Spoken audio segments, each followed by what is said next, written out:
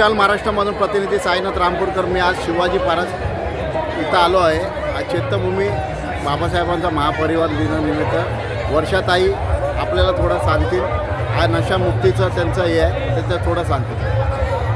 आज 6 डिसेंबर दादरचा हा अथांग मानवांचा तुम्ही सागर बघितला असेल।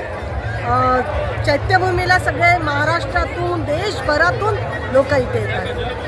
इथे जी मिळणारी विचारांची सिडोरी आहे ही घेण्यासाठी इथे आलेले आहेत आणि इथून बाबासाहेबांचा जो विचार आहे तो घेऊन ते आपापल्या घरी, आपापल्या जिल्ह्यात, आपापल्या गावात, आपल्या तालुक्यात जातील आणि वर्षभर त्या विचारांवर काम करतील। नशाबंदी मंडळ महाराष्ट्र राज्य ही 1958ला स्थापन झालेली राष्ट्रसंत तुकडोजी महाराजांनी ज्यांची स्थापनेमध्ये सही आहे असं हे मंडळ जे सामाजिक न्याय विभागाच्या अखत्यारीत येतं।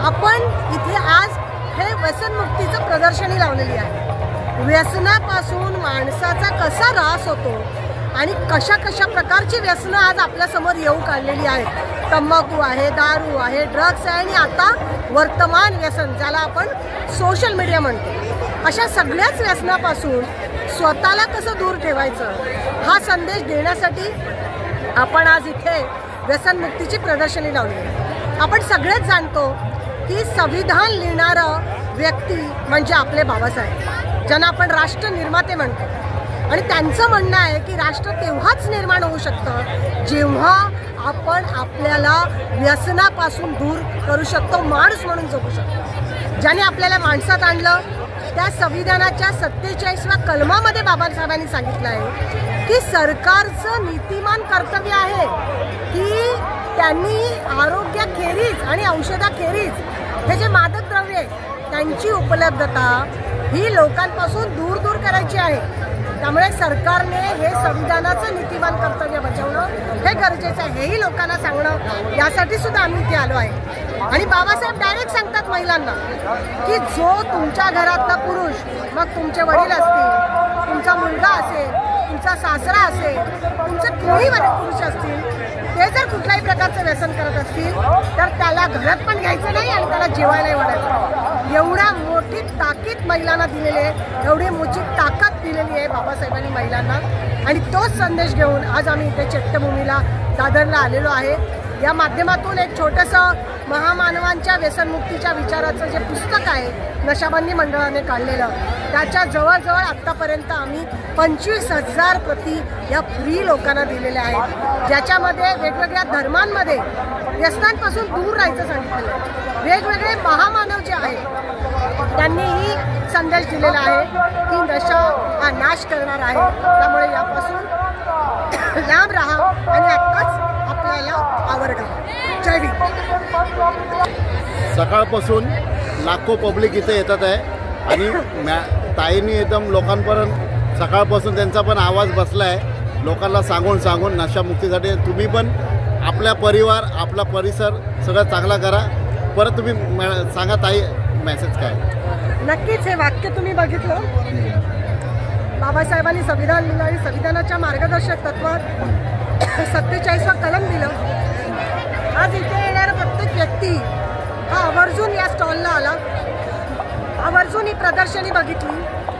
बुद्ध सांगतात जो पुरुष नशीली पदार्थों का सेवन करता है वो घोर पाप करता है। त्यामुळे आपण बुद्धाला मानणारी लोक आहोत। बुद्ध सांगतो दुःख राहणार आहे, दुःख संपणार नाही आहे, पण नियंत्रणात येऊ शकतो।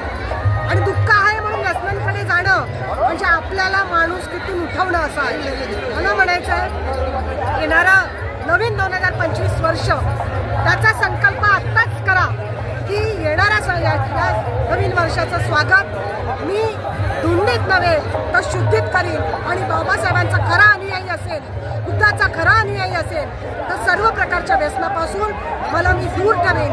कारण जे पंचशील मला सांगतं सुरामेर मज्जा रमताना आणि ज्या 22 प्रतिज्ञातली 17वी प्रतिज्ञा याचं मी माझ्या जीवनात पालन करेन आणि तोच संदेश घेऊन आज आम्ही इथे चैत्यभूमीला आलेलो आहे। जय भीम, जय भारत, जय संविधान। तसेच आपले महाराष्ट्राचे लोकशाहीर विठ्ठल उपमक यांचे सुपुत्र बंदेश दादा इथं आलेले नशामुक्ती केंद्राला भेट देण्यासाठी। तर दादा थोडे सांगा आज संविधानच्या दिवशी तुम्हाला काय मेसेज द्यायचं? महापरिनिर्वाण दिनाच्या या बाबांच्या स्मृतीस मी अभिवादन करतो आणि इथे दरवर्षी हा नशामुक्ती नशाबंदी याचा स्टॉल असतो.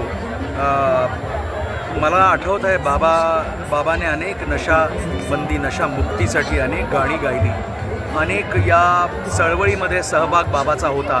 आणि आता वर्षाताई असतील किंवा सुरेश असतील किंवा भाऊ असतील, ही सगळी मंडळी इतक्या तन्मयतेने आणि इतक्या आत्मीयतेने काम करत आहेत. मला वाटतं पुन्हा एकदा शासनाला खडबडून जागं करण्याची गरज आहे आणि पुन्हा एकदा या महाराष्ट्राला नशामुक्ती किंवा नशाबंदी किंवा आपण काय म्हणूया या सगळ्या व्यसनांपासून पुन्हा एकदा दूर ठेवण्याची गरज आहे. आणि ही चळवळ इतक्या मोठ्या प्रदीर्घ काळापासून सुरू आहे. आता मला वर्षाताई सांगत होती आणि बाबाही खूप मी जेव्हापासनं मला कळलं आहे तेव्हापासनं बाबा नशामुक्ती किंवा व्यसनमुक्ती केंद्रासाठी किंवा दारूबंदी या कामासाठी बाबा खूप झोकून देऊन काम करत होता. आणि मला असं वाटतं मला पण कुठेतरी बाबानंतर पुन्हा एकदा यांच्याबरोबर जोडायचा एक योग येणार आहे आणि आला आहे. तर मलाही आवडेल यांच्याबरोबर काम करायला.